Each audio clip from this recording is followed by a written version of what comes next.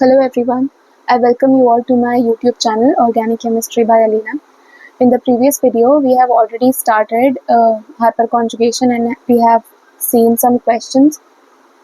We already know how to calculate alpha hydrogens by now. If you don't know how to calculate alpha hydrogens, you can watch my previous video on this channel under the GOC playlist. Okay, so let us see how hyperconjugation works in free radicals. Okay, free radicals. Free radicals are also electron deficient species,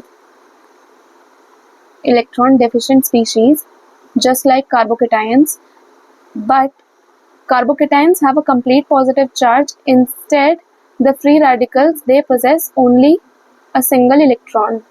Okay, in carbocations, this single electron is also not present. They possess a complete positive charge. तो free radicals में एक electron होता है अकेला, और कार्बोकेटायंस के पास ये electron भी नहीं होता और पूरा पॉजिटिव चार्ज होता है. ठीक है, तो ये कार्बोकेटायंस है, ये फ्री रेडिकल है. And what type of free radical is it? It is a tertiary free radical.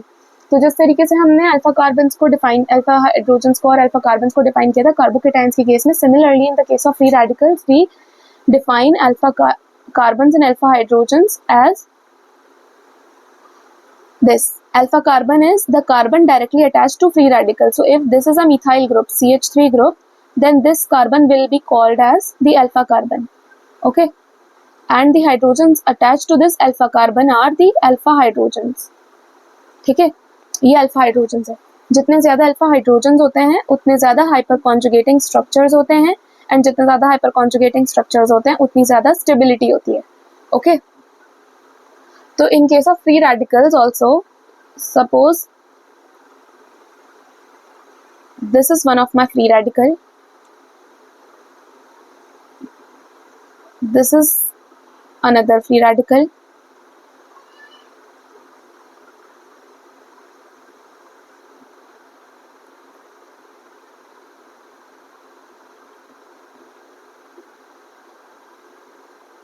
and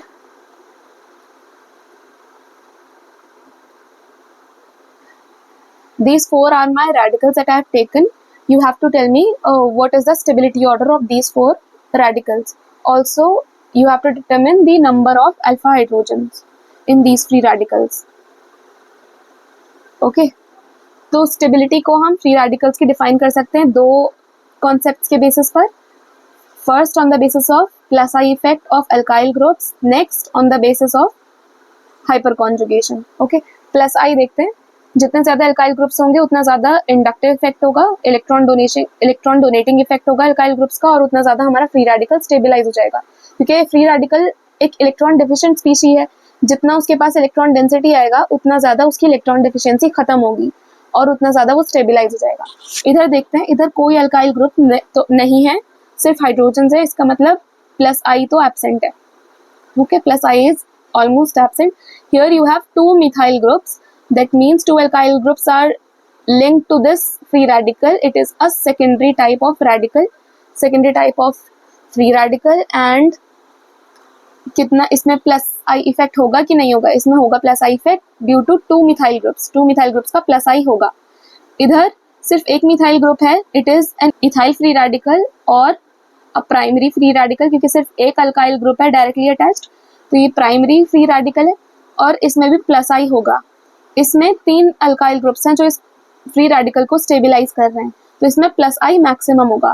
plus I maximum, some plus I present, plus I is significantly present, and here no plus I is present. So order will be, this is primary, this is tertiary, this is secondary.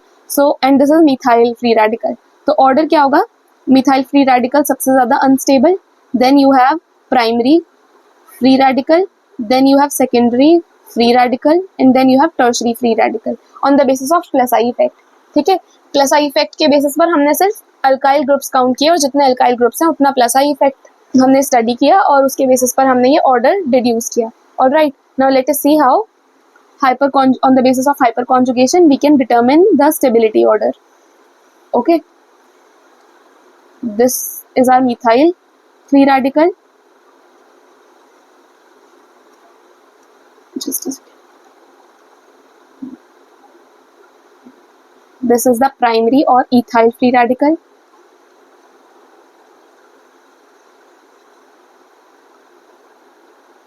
This is secondary or isopropyl free radical, and this is the tertiary butyl free radical. Okay, now on the basis of hyperconjugation, you have to determine the stability. To determine stability on the basis of hyperconjugation, you just need to count alpha hydrogens present. Okay, so alpha hydrogens you already know how to calculate. You just have to see where how many alpha carbons are there. Okay, and just count the attached hydrogens. So here there is no alpha hydrogens, so alpha hydrogens is 0 because no carbon is directly attached to this free radical. Only hydrogens are there, and we do not count these hydrogens as alpha hydrogens.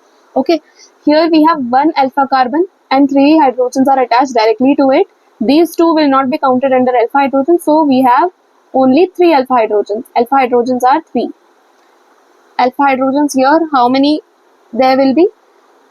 2 alpha carbons are there, and each alpha carbon is attached to 3 hydrogens, so 3 plus 3, 6 alpha hydrogens are there.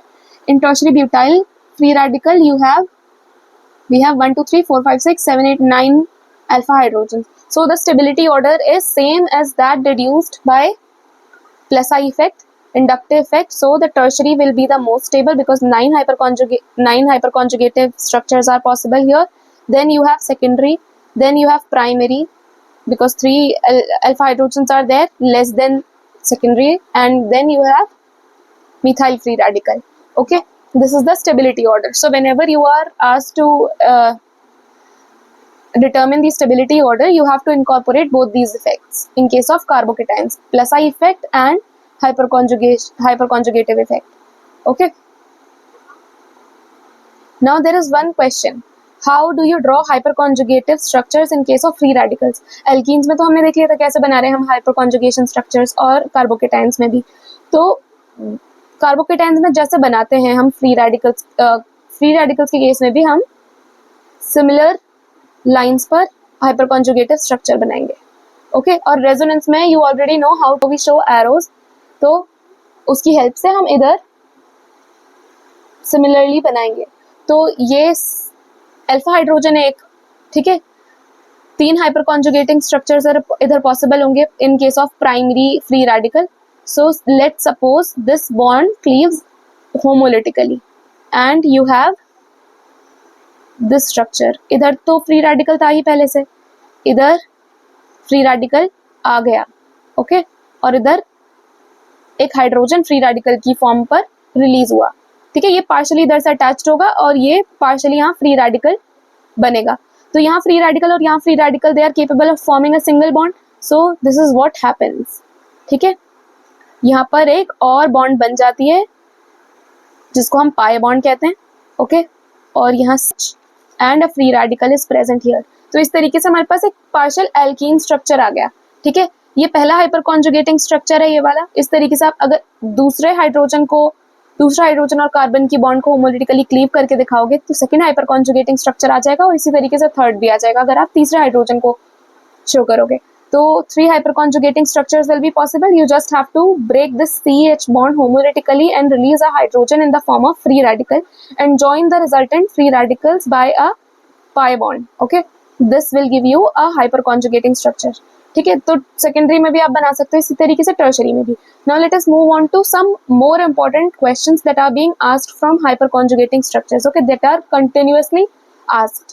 ठीक है, पहली बात आपको ये पता होनी चाहिए कि हाइपर कॉन्जुगेशन एक्सप्लेन करता है स्टेबिलिटी जहां पर वेकेंट ऑर्बिटल होता है प्रेजेंट. तो वेकेंट ऑर्बिटल या फिर पार्शियली फिल्ड ऑर्बिटल किस केस में हो सकता है? रेडिकल्स में हो सकता है, कार्बोकेटाइंस में हो सकता है, और एल्कीन्स में हो सकता है. ठीक है, सिर्फ इन सब के केस में हमारा वेकेंट ऑर्बिटल या फिर पार्शियली फिल्ड ऑर्बिटल हो सकता है. ठीक है, या फिर यू कैन से अ p orbital can be present. ठीक है, जहां पर एक्सेप्ट हो सके इलेक्ट्रॉन्स. लेकिन इन केस ऑफ कार्बन आयंस, ठीक है, carbon ions have extra electron pair.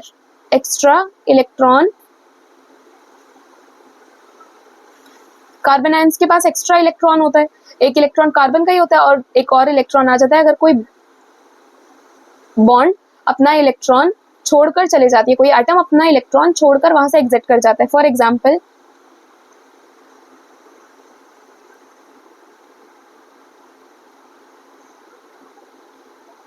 This is a carbanion. ठीक है, तो कार्बन आयन के पास, कार्बन आयन की हाइब्रिडाइजेशन क्या होती है, sp3 होती है कार्बन आयन की hybridisation. Okay, carbanion are sp3 hybridised. So इनके पास कोई ऑर्बिटल नहीं है जहां पर इलेक्ट्रॉन्स हमारे एक्सेप्ट हो सके अगर कोई alpha carbon alpha hydrogen present भी हो. ठीक है, for example here CH3 H and this is a primary carbanion. So अगर आप अल्फा हाइड्रोजन का कॉन्सेप्ट लगाओ इधर, तो this is my alpha moiety. ठीक है, इधर अल्फा कार्बन भी है और अल्फा हाइड्रोजन इससे 3 अटैच्ड है. तो अगर आप सोचो कि यहाँ पर हाइपर कॉन्जुगेशन पॉसिबल होगी, तो कार्बन आयंस को हम हाइपर कॉन्जुगेशन के बेसिस पर स्टडी नहीं कर सकते, क्योंकि इलेक्ट्रॉन अगर यहाँ से रिलीज होंगे तो वेकेंट ऑर्बिटल में जाने चाहिए, पर इस कार्बन के पास कोई वेकेंट ऑर्बिटल प्रेजेंट नहीं है. No vacant orbital present, no vacant orbital present. So carbon ions do not have, carbon ions के पास कोई वेकेंट ऑर्बिटल प्रेजेंट नहीं होता. They do not have any vacant orbital to accept electrons from alpha hydrogen. Okay, उनके पास कोई vacant orbital नहीं होता अल्फा हाइड्रोजन से इलेक्ट्रॉन्स एक्सेप्ट करने के लिए. तो कार्बन आयंस को हम हाइपर कॉन्जुगेशन से एक्सप्लेन नहीं कर सकते. कार्बन आयंस की स्टेबिलिटी को we can not explain on the basis of hyper conjugation, और you can say hyper conjugation is not applied in the case of carbanions. It is only studied in case of carbocations, free radicals and alkenes. ठीक है, इन तीनों group of compounds में, group of molecules में you study hyperconjugation, but in the case of carbon ions you never study hyperconjugation. All right, I hope this is clear. Now this is a question which is very important in under hyperconjugation. Why methyl group CH3 is methyl, why methyl group in toluene is ortho and para directing in electrophilic substitution reactions.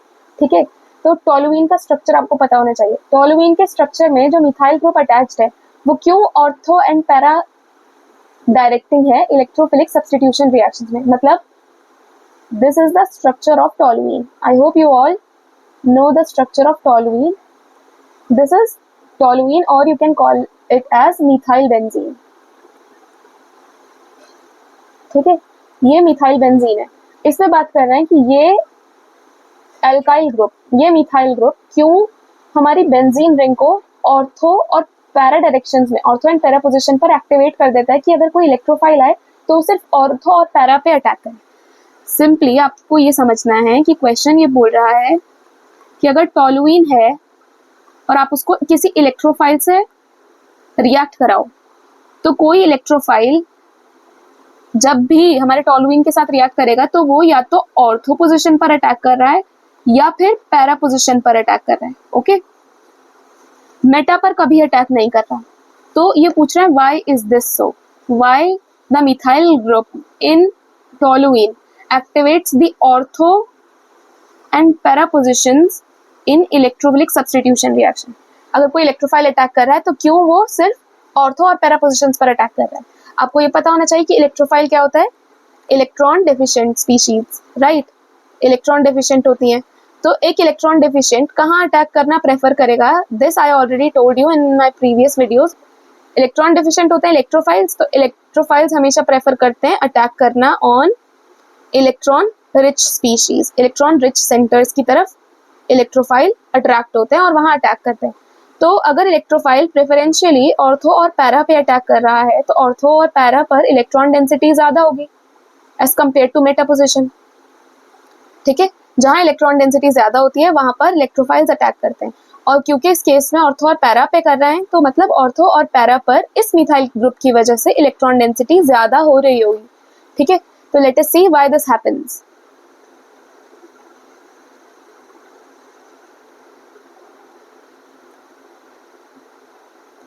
I am drawing toluene as this, just showing this CH bond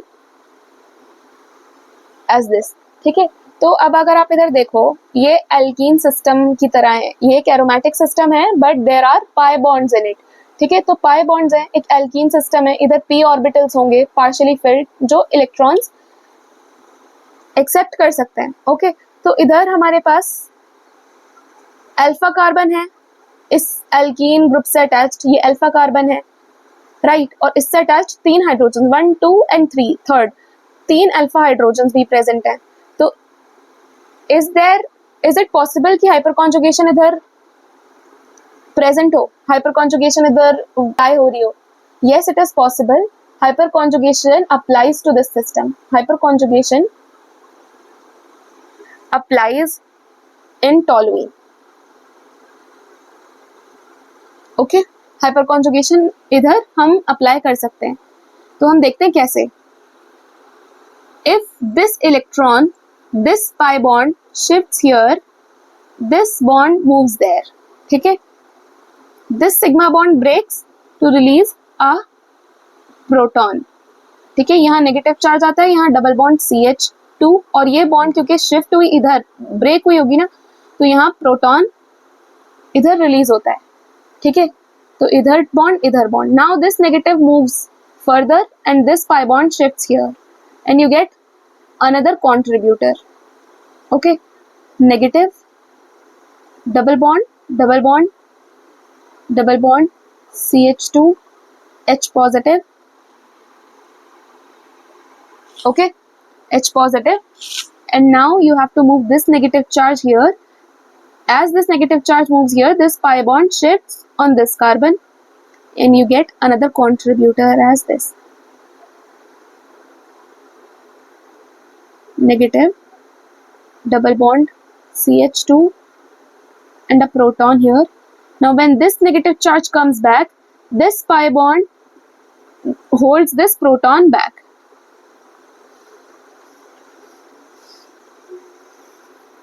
CH3. So these are the contributors which arise because of hyperconjugation taking place in toluene. ठीक है, तो अगर आप देखो इधर तो electron richness कहाँ कहाँ डेवलप हो रही है। अगर आपको इसका हाइब्रिड बनाना पड़े तो how will you make the hybrid? You will make the hybrid as this partial negative, partial negative, partial negative, and here you have CH2 group and here you have a proton attached, ठीक है। अगर hypothetically आपको ऐसे ही इसका hybrid बनाना पड़े तो this is the case and this proton is attached to this partially, so this is a hyperconjugating structure। अगर आपको बनाना पड़े इसका हाइब्रिड तो इलेक्ट्रॉन रिचनेस इस हाइड्रोजन के हाइपर कॉन्जुगेटिंग स्ट्रक्चर की वजह से डेवलप हो रही है ऑर्थो और पैरा पे, राइट। हाइपर कॉन्जुगेशन की वजह से आप देखो इस स्ट्रक्चर में इस ऑर्थो पोजीशन पर electron richness, a negative charge is being developed. In this contributor you have electron richness on the para position and in this contributor you have electron richness again at the ortho position. So in the hybrid you have electron richness at both ortho positions and one para position. At the meta positions you don't have any partial negative charge development, ठीक है। किसी भी contributor में negative charge Meta position पे नहीं आ रहा। तो अगर किसी इलेक्ट्रोफाइल को अटैक करना हो तो वो कहाँ अटैक करेगा? जहाँ इलेक्ट्रॉन रिचनेस ज्यादा है, तो ऑर्थो और पैरा पोजिशंस पर वो अटैक करेगा। So this question is often asked in exams, university exams also, कि why methyl group in toluene ortho and para directing group in electrophilic substitution reactions, ठीक है। जबकि इसके पास कोई पाई इलेक्ट्रॉन्स या फिर कोई लोन पेयर भी नहीं है कि रेजोनेंस, अगर रेजोनेंस हो सकती तो हम ऑर्थो पैरा डायरेक्टिंग की बात करते हैं, लेकिन यहाँ पर एक अलग तरीके की रेजोनेंस वर्क कर रही है मिथाइल ग्रुप में, जिसको हम कहते हैं नो बॉन्ड रेजोनेंस और hyper conjugation. So this you have to remember कि एल्काइल ग्रुप्स में अगर अल्फा हाइड्रोजन्स प्रेजेंट हैं तो they can also activate benzene rings towards electrophilic substitution and especially the ortho and para positions. Okay, I hope this is clear. This is a very important question. Now let us see the experiment that Baker and Nathan did. Okay, now we have to study Baker and Nathan effect. This is very important for exam point of view. Okay, so Baker and Nathan are two scientists who studied hyperconjugation in different alkyl substituted benzenes, ठीक है।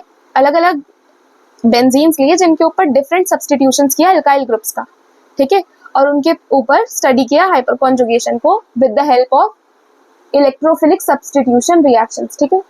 अलग अलग उन्होंने substrate लिए जिनको electrophile के साथ react कराया और रेट ऑफ रिएक्शन को स्टडी किया, and then they came to conclude that whatever rate we are observing it is because of hyper conjugation. Now let us see what they did, ठीक है। Generally उन्होंने क्या किया, एक बेंजीन रिंग के ऊपर आर ग्रुप अटैच किया। Are group कोई भी अल्काइल ग्रुप हो सकता है। दे change this alkyl group in each case, और उसको इलेक्ट्रोफाइल के साथ अटैक कराया, ओके। जस्ट इलेक्ट्रोफाइल के साथ अटैक कराया और they got this para substituted product, ठीक है। तो पहला सबस्ट्रेट जो उन्होंने लिया वो था टोलुइन को रिएक्ट कराया इलेक्ट्रोफाइल के साथ और उसका प्रोडक्ट देखा। This is CH3. If nothing is written, you assume that there are methyl groups or carbon attached. Here you have carbon, here you have methyl groups. Okay. तो जब ये प्रोडक्ट बना इन दो सबस्ट्रेट से, इस सबस्ट्रेट से और इस रिएजेंट से, तो जो रेट था वो R1 डिनोट किया है। जब मैंने आइसोप्रोपाइल बेंजीन लिया इधर और उसको इलेक्ट्रोफाइल के साथ रिएक्ट कराया तो ये प्रोडक्ट बना और रेट तब R2 था। R1 R2 से डिफरेंट था। और जब मैंने टर्शरी ब्यूटाइल बेंजीन लिया, this is a tertiary butyl benzene ना, और इलेक्ट्रोफाइल के साथ उसको रिएक्ट कराया तो मेरा जो रेट था वो R3 था। तो you are already familiar with plus I effect and hyper conjugation, ठीक है। तो आपको इन दोनों के बेसिस पर सोचना है कि रेट ऑफ रिएक्शन किसमें सबसे ज्यादा फास्ट होगा, ठीक है। फास्ट रेट ऑफ रिएक्शन का मतलब क्या होता है कि रेट कांस्टेंट सबसे ज्यादा होगा, ठीक है। रेट कांस्टेंट को हम K से डिनोट करते हैं, ठीक है। इफ सिंपली मैं R मानकर चल रही हूँ रेट ऑफ रिएक्शन को I am denoting with R, तो फर्स्ट रिएक्शन का मतलब सबसे ज्यादा R की वैल्यू, ठीक है। सबसे ज्यादा R की वैल्यू मतलब उतना फास्ट रिएक्शन होगा, ठीक है। अब हम देखते हैं क्या होता है। Rate of reaction on the basis of plus I effect. Plus I effect के बेसिस पर हमें देखना है कि रेट ऑफ रिएक्शन क्या रहेगा, कौन सबसे ज्यादा जल्दी रिएक्ट करेगा, ठीक है। अब इधर प्लस आई इफेक्ट देखना है हमें। हमने इधर देखा, इधर है टर्शरी अल्काइल ग्रुप, इधर है जिस कार्बन से अटैच्ड है हमारा बेंजीन वो टू अल्काइल ग्रुप से अटैच्ड है, सो this is a secondary alkyl group. This alkyl group is a primary one because benzene is attached to only one carbon and this carbon is not attached to any carbons, ठीक है। यहाँ benzene ring एक carbon से attached है जो further दो carbon से attached है, इधर बेंजीन रिंग एक कार्बन से अटैच्ड है और वो फर्दर तीन कार्बन से अटैच्ड है। तो ये प्राइमरी सबस्ट्रेट है, ये सेकेंडरी सब्स्टिट्यूएंट है और ये थर्ड टर्शरी सब्स्टिट्यूएंट है, ठीक है। तो on the basis of plus I effect जो सबसे ज्यादा बल्कि अल्काइल ग्रुप होगा वो सबसे जल्दी रिएक्ट करेगा, ठीक है। तो मतलब टर्शरी का रेट ऑफ रिएक्शन सबसे ज्यादा होना चाहिए, ठीक है। तो R3 will be the fastest, rate of reaction in the case of third substrate will be the fastest, then R2 then R3, ठीक है। थर्ड रिएक्शन सबसे फास्टेस्ट होगा ना, तो इसलिए मैंने इसको R3 को सबसे फास्ट लिख दिया, फिर R2 फिर R1। R1 के केस में सबसे स्लो होगा क्योंकि वो सिर्फ प्राइमरी है, ठीक है। But on the basis of hyper conjugation, if you see hyper conjugation के बेसिस पर ये किस तरीके का रिएक्शन हो रहा है, इलेक्ट्रोफिलिक, और प्रोडक्ट क्या आ रहा है हमारा इलेक्ट्रोफाइल पैरा पोजीशन पर अटैक हो रहा है। और आपको पता है एक अल्काइल ग्रुप जिसके पास अल्फा हाइड्रोजन्स प्रेजेंट हो वो हाइपर कॉन्जुगेशन कर सकता है और ऑर्थो और पैरा पोजीशंस को एक्टिवेट करता है। Here you have 3 alpha hydrogens, ठीक है। तो एक अल्फा हाइड्रोजन की वजह से यू सॉ कि ऑर्थो और पैरा पोजीशन एक बार एक्टिवेट हो रही थी, ठीक है, इधर टोलुइन के केस में, ठीक है। दूसरे हाइड्रोजन की वजह से भी ऑर्थो और पैरा एक्टिवेट हो जाएगी, ठीक है, ऑर्थो और पैरा एक्टिवेट हो जाएगी। तीसरे हाइड्रोजन की वजह से एक और बार एक्टिवेट हो जाएगी। तो electron richness is very high. इधर इस केस में देखते हैं, इधर only alpha hydrogen is, how many alpha hydrogens are present, this alkene system, this benzene ring system is attached to 1 alpha carbon which is attached to 1 alpha hydrogen. तो एक ही alpha hydrogen हो सकता है, एक अल्फा हाइड्रोजन का मतलब एक ही बार बेंजीन रिंग एक्टिवेट होगी ऑर्थो और पैरा पोजीशंस की तरफ, ओके। एक ही बार electron richness will develop on this benzene ring. Here you have tertiary butyl group, this benzene ring is attached to this alpha carbon which possess no alpha hydrogen, so 0 alpha hydrogen इधर है। 0 alpha hydrogen का मतलब क्या, यहाँ पर hyper conjugation तो operate ही नहीं कर रही है, ओके। इधर जो भी सब प्रोडक्ट हमारा बन रहा है वो बन रहा है किसकी वजह से, इंडक्टिव इफेक्ट की वजह से। ऑलराइट, इधर इंडक्टिव इफेक्ट की वजह से बन रहा है हमारा product. Here inductive effect is present but hyper conjugation is also present. ठीक है, इधर इंडक्टिव इफेक्ट भी है and hyper conjugation is also there, and hyper conjugation बहुत ज्यादा है। ठीक है, इधर हाइपर कॉन्जुगेशन थोड़ा है, इधर जीरो, मतलब no hyper conjugation is there, only inductive effect. तो rate of reaction on the basis of hyper conjugation आप कैसे बताओगे?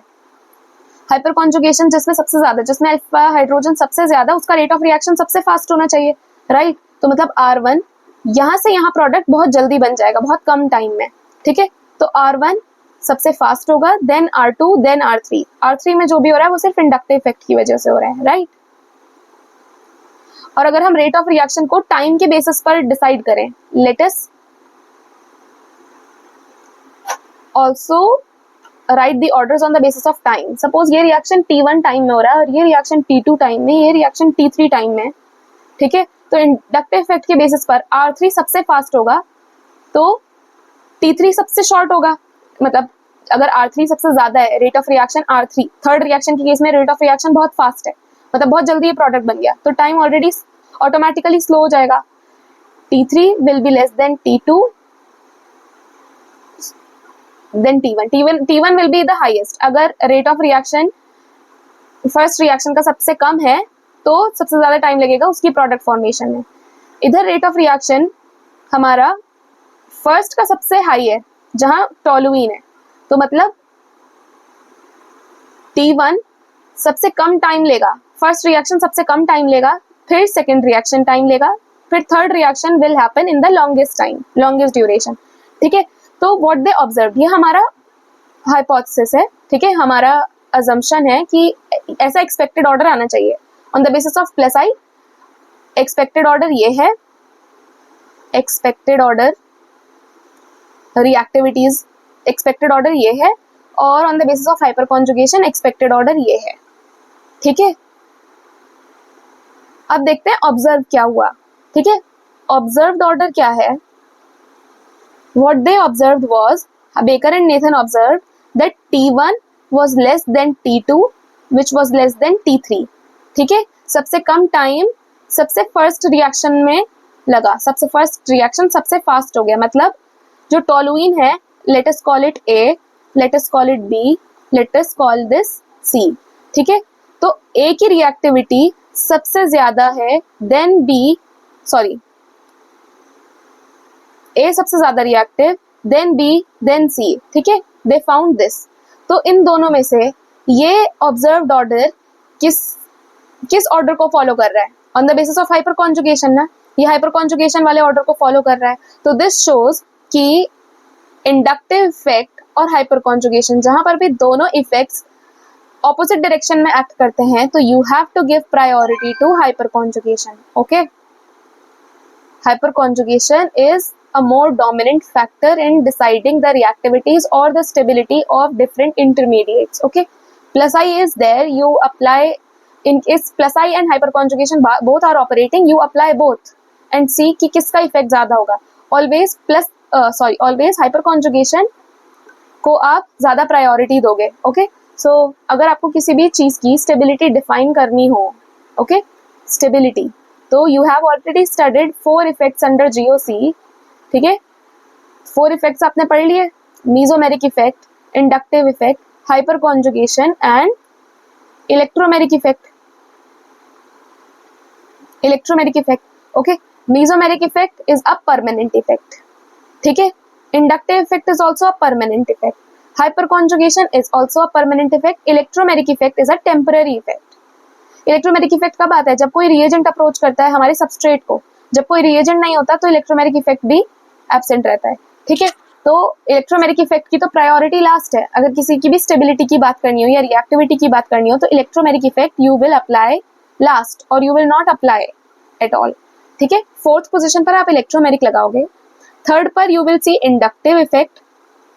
ठीक है, इंडक्टिव इफेक्ट किसी भी प्रॉब्लम को सॉल्व करने के लिए। 2nd पर you will see hyper conjugation और नो बॉन्ड रेजोनेंस और बेकर नेथन इफेक्ट। ठीक है। और फर्स्ट पे which is the most important effect, it is the mesomeric effect that you apply first, ठीक है, मीजोमेरिक इफेक्ट और रेजोनेंस, ठीक है। This will be the order, this will be the order which you have to follow in solving different problems of stability or any other concept, ठीक है। So with this we have completed hyperconjugation. In the next video we might take up aromaticity, or we may solve some questions in which all four effects can be applied to come to a conclusion. Okay, thank you so much for watching this video. Please subscribe to my YouTube channel if you have not already, and like this video, share this video with people who are studying this concept. And yes, thank you for watching. Goodbye for now. We will meet in the next video.